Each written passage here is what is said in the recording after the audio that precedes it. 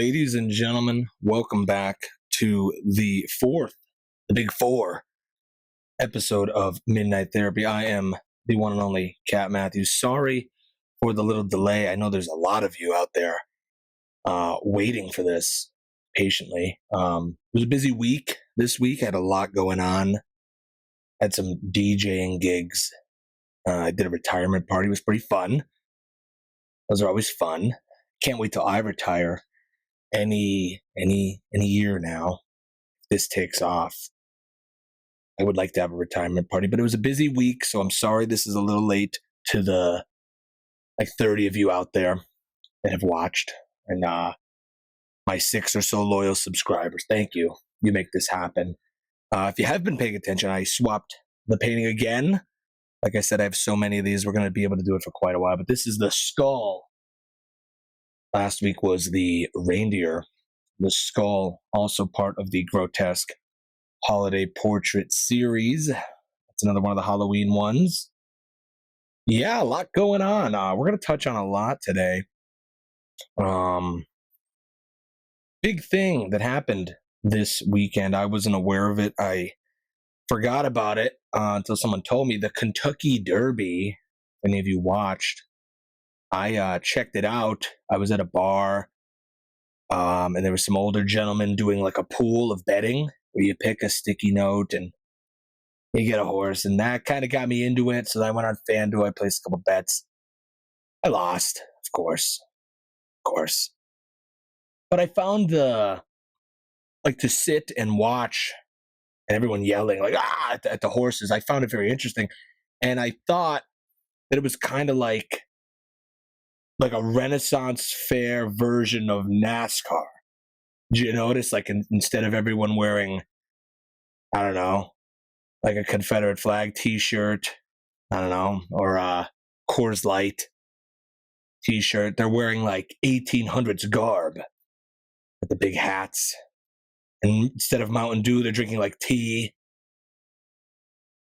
And they're watching horses, of course, instead of cars. But it's kind of the same thing. Southern racing, big event, betting. I couldn't help to see the resemblance, the similarities. But then I found out that someone told me it's not really that classy. I hear it's like a big party thing, the Kentucky Derby, and the other ones. There's other races too. They get crazy. The one guy at the bar told me there's like a porta potty race. They line them up. People are taking a shit. Like as you're shitting, there's people running across the top as fast as they could. It's like Wipeout, I heard. I don't mean to be disparaging, but it's like a redneck wipeout. Is what they said, not my words. And everyone's throwing full beer cans at them, trying to I don't know, harm them. Like maybe even, I don't know, who knows? You try to pelt them with whatever you have as they run across. Sometimes they fall through, like if the person's a little heavy, they'll fall through as you're taking a deuce. Thought that was weird. They said the guy told me they fill up swimming pools also, and they use them as coolers, like those inflatable pools, and people use them as coolers, and every once in a while someone jumps into your beverage. Someone might even have a hoagie in a Ziploc, like an Italian hoagie, with the salami, mayo, and it's in a bag, and someone jumps in. Who knows if they pee in the water? They might. It's a pool after all, but you're using that as your sanitary cooler. Pretty weird. These are weird stories, I was told, but I did go on FanDuel and I bet. I was just picking numbers. I was doing the spin wheel. I hope you remember the spin wheel. I talked about the spin wheel in the first episode. We didn't use it yet because you guys aren't really commenting yet. You will. Once I start getting some comments, I'll put it on a wheel and I'll spin it. But we have enough to talk about as it is.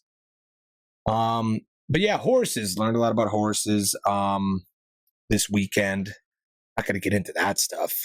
But this other guy at the bar had experience with breeding horses, and that's a whole nother thing. That's for a different show. That's not this show. Not yet. That's a whole process. Anyways, horses are going to be the theme of the episode, roughly, tonight. But what we're going to get into is some future predictions that I have, maybe as a crazy person, maybe not. But I kind of want to get this out there as like a little Nostradamus prediction video. As the guy in the 1800s watching the Kentucky Derby never thought that one day the Kentucky Derby would still be going on with these horses in the same outfits alongside NASCAR with Mountain Dew and all that. Like, he never saw that coming. I'm going to try to touch on some things that we might not see coming right now. And then people will watch this video one day and say, he was right. Or maybe not. Probably not. We're going to get it out there. We're going to put it on the internet, have a little documentation. I don't know. It's 2024. I think it's like May. It's May. So just keep in mind. I think I'm going to try to go over, I don't know, what I think's going to happen and then how it's going to happen. And then I'm going to tell you what you can do about it. Because a lot of these videos are just like gloom and doom. Or they're like, ignorant and optimistic about how everything's just going to get better. And I don't think that.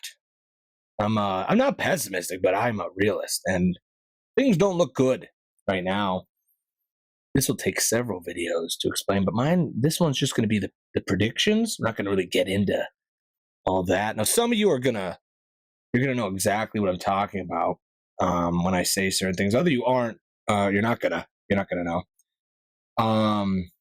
If you want to know more, I mean, you could dive into it. This is not like a citation or a thesis. This is me just ranting with a grimace koozie in a cowboy outfit. So don't say that I don't know, like I'm not telling you this is peer reviewed. But if you do know what I'm talking about, it'll make more sense. But if you don't, I don't know, do your research. I'm just a messenger.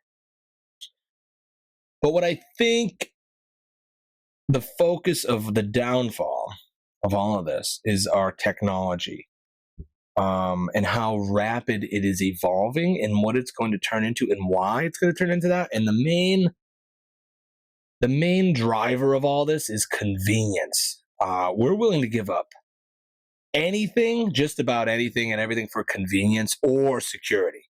If it makes me feel secure, or if it's easy, I'll give it up. And not just me, everyone. Like, we are all like that. We're all guilty of that, and you know it. It happens every day, every part of your life. It's a little easier, whether it's using your card. It's much easier than carrying cash, or whether it's just signing up for a streaming service or something. Oh, look, all my movies at once. Everything's just easy. They make everything easy. Every invention is just making something easier. So that's just part of innovation. But I think we hit a point where it's going to get so convenient and so easy that we can never go back. And I think we're that close to it.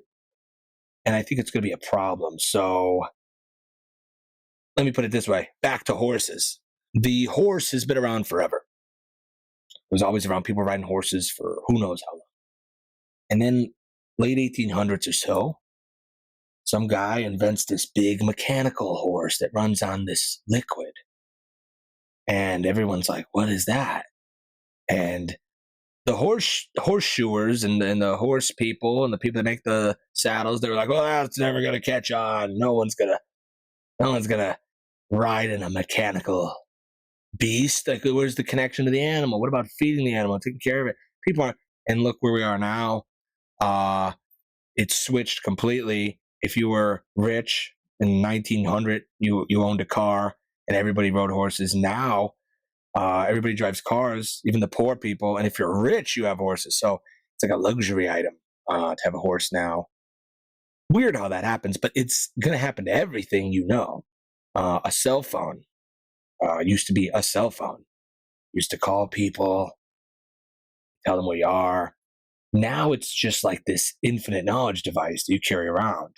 We still call it phones, but it's not really a phone. You rarely call, and I hate getting calls. Somebody calls me, I just wait for it to end, wait for the call to stop, and then I send a text like 3 hours later. That's a lot to call me. You're putting a lot of pressure on me. I don't know. maybe you relate to that, but I hate when people call. It better be important. It better be important. Or you better have scheduled it, because that's a lot. But anyways, everything's getting better. So let's look at the problem with that. You become dependent on this technology, cell phones, computer, email, the internet, blah, blah, blah. No one can really live without it.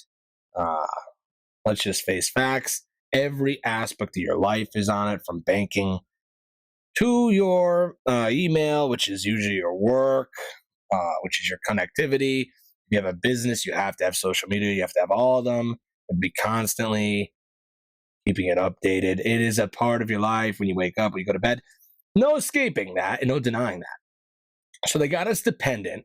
When I say they, don't think I'm talking super conspiracy, but let's just say the elite. So these big corporations, these companies, the people at the top that run everything, the monopolies. When I say that, maybe the deep state. If we're willing to go there, why not? Those people, them, they. If you don't know, do your research. See, that's an example. They. Learn who they are first, but I'm going to say they, for a lack of a better term. So they got us dependent on it. Now we have AI, and if you've been paying attention, AI has been out for, I don't know, it's been circulating the mainstream media of the American and world mind for like maybe 10 good years now, at least. Now people are getting confused. The people that aren't paying attention are like, what? Oh, that picture of Elvis is not real. Elvis never ate Popeyes. Popeyes surf and turf. That's impossible. Yeah, and the older people have no idea. They're getting scammed out of their money. These are the people that didn't pay attention. Like, what do you mean it's not real? I saw the picture right there. And you're like, no, it's AI. They're like, what? What? What is it? And there's no use. Like, it's too hard. Just try to explain direct deposit to somebody over 65. It's hard. Try to explain Twitter to them. Try to explain AI. It's a fool's errand. They're not going to get it. They might. Sorry if I'm generalizing, but most aren't. It's too unfathomable. It's just a weird thing. I barely get it. I don't get it. Which is why this is all probably a simulation, which we could get into in another episode. But if we're inventing, things that are indistinguishable from reality, what makes you think this isn't just AI for some other being? We're in a fishbowl right now. There's some aliens watching this, and it's like fun. That's another episode, though. But anyways, we have AI that's not going to get any worse anytime soon, and it's not going to stop getting better. So you can make your guesses on where that's going to go, but I'll tell you in a bit. But it's not going to be good. It's going to make college obsolete, which it already is and already has been for a while. If you're anything like me, I have a bachelor's degree, and I don't use it at all. I have nothing to really show. I have a good portfolio, some fun memories. I did some fun projects, but I didn't have a career. I never had a career. I did jobs. I never had a career from college, and I don't think a lot of people did or do anymore, unless you're like a nurse or a doctor or, I don't know, therapist like me, not licensed. But I was like a substitute teacher for a while. I got something out of it. I got this Mick Teacher's Night shirt. We all went and worked at McDonald's for a night. So that's neat. Not everybody gets to do that. But I did. So I'm very grateful for that. But it was already a little obsolete. It was kind of a thing they forced you into. It didn't matter what you went for. Parents were like, just go. You have to, or you'll be like me. And being like them doesn't seem that bad right now. They have a house, money, like toys. They have sports cars and stuff. I don't have any of that. But whatever. I have a piece of paper. I don't even know where it is. I was COVID grad 2020. So I didn't walk at the commencement because the world was ended. It was on pause. So I watched, it was a PowerPoint. Our school skimped a little. I don't care. I'll tell you, Marywood University, they skimped. It was like a PowerPoint. Our names came up, and they sent us the robes in the mail, and I wore it a little. I would wear it out. I didn't wear it like I wore it on the day. I watched it at home. I didn't wear it for a while, and then I would wear it out once in a while. Just to, it was like Harry Potter. They sent me a wizard robe, so I wore it. But now I don't even know where that is now. But I did go to college. It didn't benefit me much. But now it's even worse because, like, why would you go now? Like, they tricked you before. Like, there was, like, all these friends and there was parties and it was cool. And you're becoming smart and intellectual and you're fighting for this good cause of being intellectual youth. And you would get out of class. You didn't even think once about how much it all cost. You were worried about that later. But you had the loans. And there'd be, like, alpacas outside. It was like Petalama Day. There would be these events. There'd be magicians on campus. And it was so fun. We were like at a big camp for 4 years. Everybody was studying together, and it was fun. And then, like, you got out, and you're like, oh, no. Now what? But now that's even worse because now you can't even, like, fake your way through a paper. You used to be able to, like, write a paper on philosophy and get through the class. Now you just put that in ChatGPT. Everybody has a college degree now. Anybody could get a bachelor's degree now with what we have. And no one's going to stop it. We're going to put it in one of those AIs. It'll write you a paper on anything. Write you a paper on Reese's cups coming from Uranus. And it'll sound convincible enough. It'll convince everyone. So there's no point. That's what I'm getting at. There's no point for college. So this is going to be weird. It's going to replace a lot of jobs, AI. So you think, oh, what about the trades? AI will be running construction vehicles remotely. Like, you will be able to pay a company to dig a hole in another country, and it will all be done by AI. Soon, it'll drive buses, it'll drive cars. We're going to get into that too. So this is all coming very soon. I just want you to get really prepared. If you haven't been prepared, some people already know. Some people watched Black Mirror, and they know. If you didn't, it's worth a shot. That's a research film you should watch before this podcast or during. The money, like cash, cash was king for a long time. That's over. In the past, I don't know, 4 years. Let's just say, hypothetically, 4 years, we really realized how little the dollar means. You kind of just print as much as you want and give it to whatever you want. If you're the government, you could promise it to the people and then never give it to them, and no one's going to care. That's what I learned. I thought we didn't have a lot of money. I thought we were in a lot of debt, but evidently we have a lot of money for things that I'll get into maybe in another episode, but I think you get you're smelling what I'm stepping in.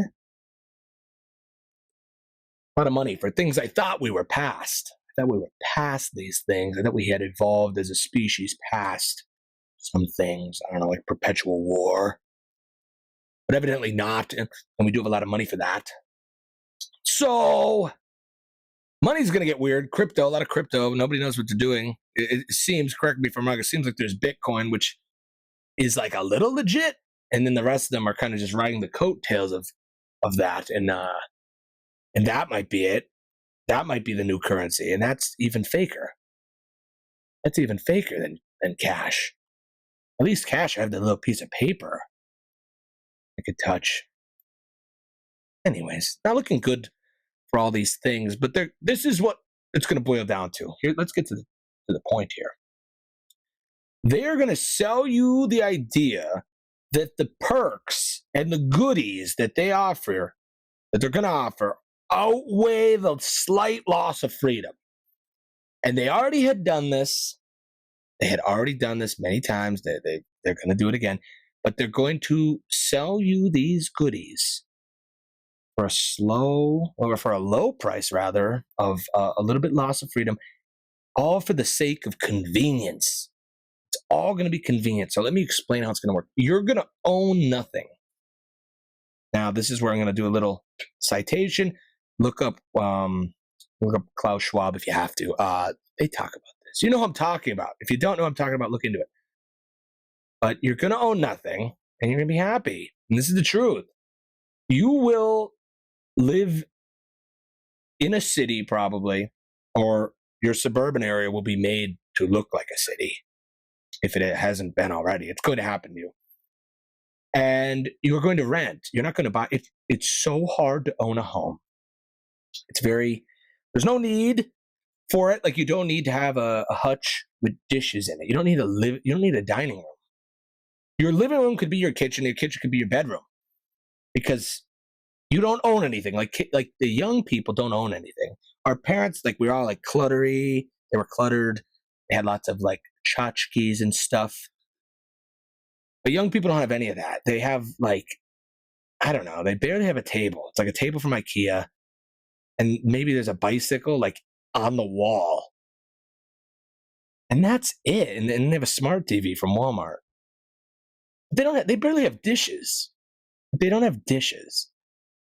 Our parents had like all this stuff. Like the boomers and the generation after that had all this stuff. Like, the yard sales would be crazy. All this stuff. We don't have that stuff. Our generation doesn't have stuff. So they want you to live more minimalistic. White rooms, gray McDonald's, no color or art or anything. Just art you found on clearance at Target or Gabe's. That's your art. And you're not going to own the house, because that's a lot of work. Who wants to cut grass? That sucks. Who wants to fix things when the water heater blows up and floods your basement? Just let the landlord do it. Who cares if it's $2,800 a month? That's why you have roommates for them when you're 38. You will have roommates when you're 38. You won't like them. You won't like them. But that's what will have to be done, because you want to live where the action is, in the city. And that's coming. That's coming. You will rent your home. You won't have a car either. This is my prediction. This is all prediction. Nostradamus. I'm not citing anything again. But you won't own your car, your truck, because that's a lot of work too. And it does seem kind of foolish to own this giant vehicle and not use it most of the time. It sits most of the time. Think about it. You drive it to work, you park it for 8 hours or more, and then you drive it home, and then you park it out there. The car could be doing more. Why do you have to own it and have insurance on it? What if somebody hits you and it gets totaled, and then your rates go up? It's so much, like putting new oil in it, or even charging it if it's electric. I'm going beyond electric cars. You just won't own cars. It's such a hassle to store the car, to fix it, even to lease it. What if they scratch it? The responsibility would be put into these companies that will rent cars. First, there will be people. There will be big ride shares like Uber. Uber's going to evolve like the iPhone 1 evolved to the iPhone 15. Uber is not just going to be like gig workers. It's going to be a major company that has millions of drivers that drive people all day. And you're going to get a subscription-based service. You'll pay for 200 rides a month if you need, or 10 rides a month. And whenever you hit the button, a ride will be there within 10 minutes guaranteed. And it'll be so convenient to always have someone come pick you up. It'll be great. And then eventually that'll be just self-driving. And they will be on a system that's linked to you, and the self-driving car will just come pick you up. You don't have to worry about oil changes or batteries or anything, because, again, you own nothing. You own nothing. Granted, let me just add a little caveat here. If the grid goes out, which it could, and this is all null and void, so just negate everything I said. If the grid goes out, which it could, maybe in a couple months, who knows? Just keep that in mind. Back to the rant. The cashless society is coming. Now, this is how, like, the first two things, the rent and the cars, and now cashless society, is how they're going to sell it as convenient. They're going to sell it as convenient, and they're going to sell it as like a perk or a goodie. And it's going to outweigh the slight loss of freedom, as I said. And a lot of people are going to believe it. They're going, oh, this is so convenient. Like, everything is so convenient now. Like, they deliver food, like the Uber and the DoorDash and the Walmart, bringing you the groceries. It's like, look how convenient it is. It's so nice. We're going to do that for this, too. Don't think people are not going to do this. They're going to do this. I don't have to drive anymore. I don't pay insurance. I cut my cable. I have streaming. This is how people are. They'll give up anything for some slight convenience. You know this. You know this. So they're going to give up the cash. They're gonna switch over to Apple Pay or something, or who knows what it is. We already have a bunch, but it's gonna be something even better. And they'll track every single thing you buy. They're already doing that, but it's gonna be so much worse because I'm gonna get to the ultimate point here. So cashless society, social media. You're starting to see it a little, but they will start charging for that very soon. There's no way it's free. Remember, if you don't buy the product, you are the product. Social media has been free for a while. They've been using your information as a way to make money, but now they're going to say like, oh, now that your whole business and livelihood and everything depends on this, we're going to start using the leverage and charging, and that's going to happen soon. And you're going to do it. You're not going to get rid of YouTube. You're not going to get rid of Facebook or Insta or X. You need it. You're addicted. They got you addicted over 10, 15 years. And now they're going to say, oh, well, change in the terms and conditions. Sorry. And it's all for control. They just want to have control. They're going to leverage things over you. And I'm going to get to that in a minute too. But just get ready for that. I mentioned streaming. Of course, you got rid of cable. Of course, there's no antennas anymore. Of course, every TV has to be a smart TV that runs on Wi-Fi. Of course, you need 10 different streaming platforms to watch all the crap that social media tells you to watch. You hear it's so good. Of course, you have to pay monthly. And then they start changing the rules. They get you in. It's fun. You get to watch Squid Game, and then they go, oh, well, now you can't share with your friend in, I don't know, your friend in Florida. We detected that your password's used down there. Nah, he has to pay. We're not letting you share. And you go, okay, I'm still going to pay for Netflix. I got to watch the next show. And that's how it's going to work. So they already got you. You don't own anything. Again, remember you used to own things? I used to own a portable DVD player. I used to own DVDs and VHS. I used to have all the Black Diamonds. And if you don't know what a Black Diamond is, it's the original version of Disney VHSs. They're like they're not changed, like they're not remastered. They're how they were originally. So that's a rare collection. Look those up. Look up that conspiracy theory that they go for like 10 grand on eBay. They don't. If they did, I would be a lot richer. But anyways, you used to own everything. You would buy the DVD. It was yours. It was yours. If you wanted to watch Big Mama's House 2, 800 times you could in the car on the way to Knoebels. You could laugh at Big Mama. And you could rewind it and watch it again and again and again. And if the grid went out and you had a generator, you could still watch Big Mama's House. Not anymore, because you don't own anything. You don't own anything. If Wi-Fi's down or the grid's down, you're never watching Netflix again. All those shows that you think are backlogged into your Netflix that you own, you don't. They can take them away from you at any time, and they will. They will. So the rule of thumb here is get ready to own nothing, because that's what they want. They want you to be fully dependent on them. That's how they get you. That's how you comply. Now, it's going to be sold as a good thing. They're going to say it's going to lower crime. It's going to allow us to have better data on things. So, for example, if you aren't driving the car, you're not going to drive drunk. You're not going to hurt anyone. You're not going to have accidents as much when it gets self-driving. They'll say that'll be safer because it's a robot and there's no human error in there. You're not looking at your makeup or picking your nose hairs out while you're driving or eating French fries from McTeacher's night. So there's all that.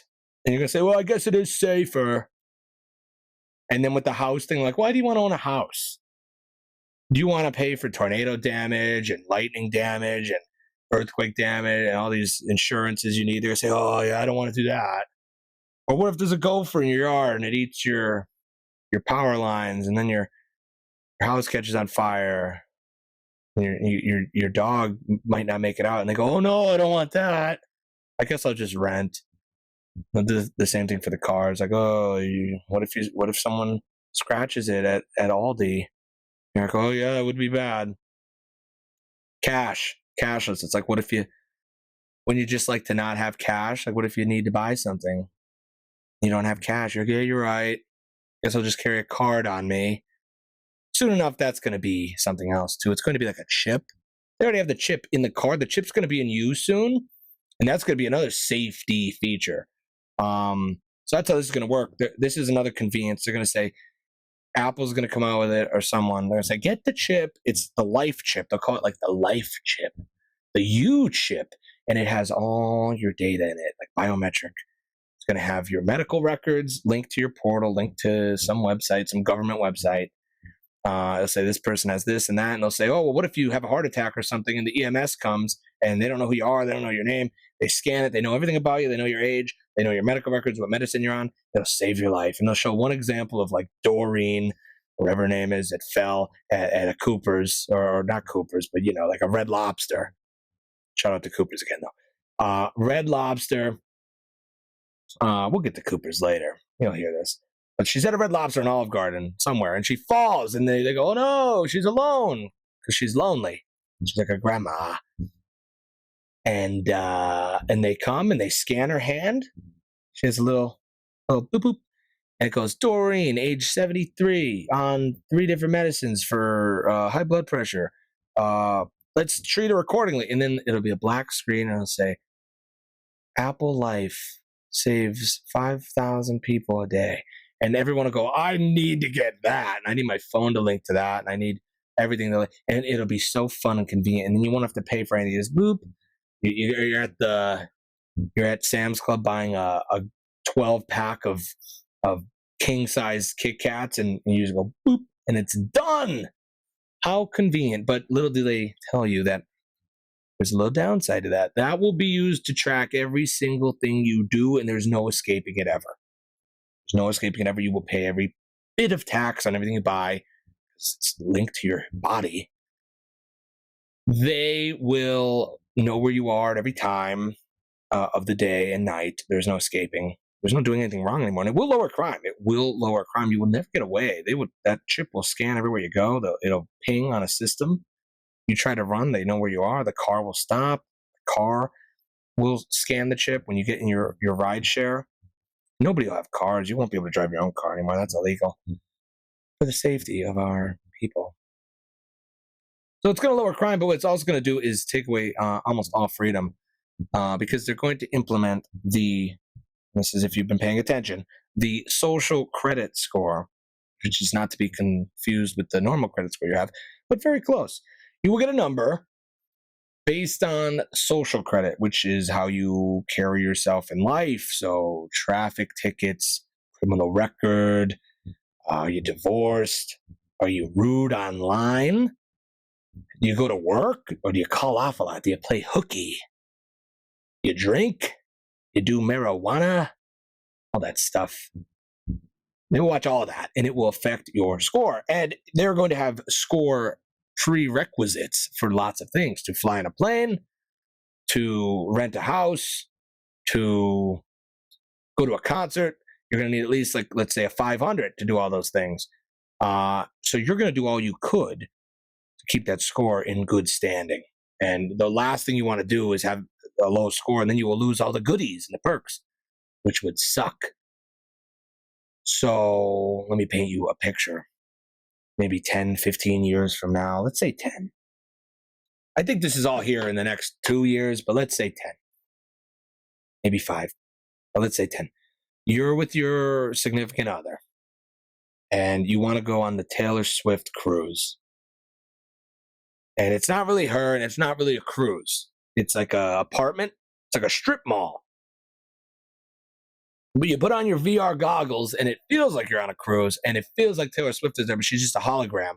And Elvis is her opener act, like he's opening, and you get to look as good as you want, and you get to buy a virtual shirt that says Taylor Swift Eras Tour Forever.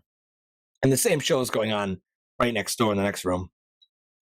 Except it's like, I don't know, like Leonardo da Vinci painting as the opening act. Because you can do anything. It's all fake. It's all going to be AI and holograms. But you're trying to get in, and the robot scans your chip, and it goes, uh-oh, looks like your score is a little low. And you're like, what do you mean? It's like your husband or whatever, his score is 10 points lower than the minimum score needed to get into the Taylor Swift Forever holographic tour. And you go, what did you do, David? And he goes, I don't know. And it says, oh, it looks like you have a Facebook post from 2018 that went against standards and is a little inappropriate and bigoted. It's like, would you like to delete it now and make an apology? And he goes, yes. And then the score goes up 2. And it's like, is there anything else I could do? And there'll be a company there, another robot that says, hey, we could get your score up real quick. He goes, what do I have to do? And it's like, well, you're behind on your shots. You need a couple more vaccines. You only have 400. You need 450. He's like, we could do them all now. And he's like, oh, shit. She goes, I really want to see this show. And he goes, all right. And you get them, and then you get to go in, put on the goggles, and relax for 3 hours. So that's how they're going to get you. They're going to have everything. They're going to have everything. Say you have a bad doctor visit. It says your liver is a little fatty. And then the chip registers that you're at a bar frequently, maybe twice a week. You know, if you order more than 2 drinks, that it's going to say, are you sure you'd like to buy that drink? And that would be a 20-point drop in your score. And you're going to go, oh, I guess not. And it will keep order. There will not be crime anymore. It will be impossible to do crime. Because if you're exiled from the goodies and the perks, you're going to lose your house. You're going to lose your streaming. You're not going to be able to watch anything. You're not going to be able to watch your shows. You're not going to be able to drink or buy anything. It won't work. You'll try to buy a bag of Takis at the convenient mart. It won't work. Your chip will not work because your score is too low. And then you'll have to beg them for an increase with interest. They'll give you the increase. There'll be the loan shark companies that'll bump your score up 500 points, but if you don't pay them back, the interest goes up like every day. And it's just like, it's enslavement. This will be enslavement. All for the sake of convenience. I'm telling you that. Say you're on a diet or something, or you're overweight, it says you're obese, and they catch you, the chip registers, you're buying Twinkies, it's going to be pissed. It's going to lower your score. You're not going to be able to enjoy those Twinkies. You're going to wish you didn't have the chip, and if they find out you've ripped the chip out, it's going to be like your fingerprints. Like, everybody has to have fingerprints. Everybody has to have the chip. If you don't have the chip, if you rip that out like the mobsters used to do, they used to acid burn their fingerprints off, you will go to jail. You will rot in jail. You will rot in jail. And that's what's coming. This is just, I'm just touching on a little bit. I didn't even bring up like half of what I could. I'm just giving you like the gist of what's coming. Ben Franklin said something like this. Don't quote me. Those who give up freedom for security deserve neither. That's what we are doing. That's what we've been doing. That's what we're going to continue to do. Don't think we're not. We are. So, not to be all doom and gloom, but what can we do about it? What can we do about it? And I'm gonna tell you what we could do. Cooper's restaurant, great restaurant. I went there recently, on a date with my great girlfriend. Shout out to her. She'll be on soon as well. But we went there, and you know why we went there? Because I was bartending, and this older couple was ranting and raving about Cooper's having this big deal. It was like their 75th anniversary. They were doing like 75-cent beers and 75-cent oysters and crab legs for $10. It was not. They were so happy about it. So I said, let's do it. Let's go to Cooper's. And we never would go to Cooper's. We would never. We'd go to like some bar, some normal bar with young people acting weird. Because young people are just weird anymore. They're either yelling or just sitting in the corner on their phone. So we said, let's do it. Screw it. Let's go to Cooper's. And we did. It was euphoric. It was amazing. We were the youngest people there. It was all old people. And they were looking at us like we were like a little sophisticated. Like the one silver-haired man gave me a little, body language. Like he respected me. And this is what I learned. Listen to the old people and act like them when it comes to getting worked up about things. Like all that stuff I said might scare you. Don't let it. When I talk to anyone over 50 about any of this, you know what they say? Almost verbatim. They go, Well, that's a long time from now, and I'm not going to have to worry about that. They go, well, I'm not going to have to worry about that. And it's like, well, what about us? He goes, whatever. Not my problem. Like, that's how they are. You need to start being like the old people. You need to start listening to the old people. There's a bar near us, Backyard Ale House, and no disrespect to them, but it's not fun there. It's fun when you're in college and you're underage or just 21. But when you're getting to be an adult, there's nothing fun there. But Cooper's was so fun. There was decorations, old stuff, like knickknacks. I was eating all this rich food for so cheap. I was having so much fun. Because the old people are always right. You never see an old person at Backyard. They know what that's about. They go, that's the point. Floor is sticky.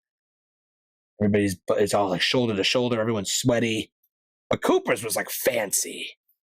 Listen to the old people. Like the Native Americans had a thing, like drink water from where the horse drinks. And if the caterpillar touches the apple, eat that apple. Do what the old people do. Stop caring. Eat the crab cake. Just enjoy the crab cake. They're not worried about AI. They don't even know what it is. They don't even know what they're doing.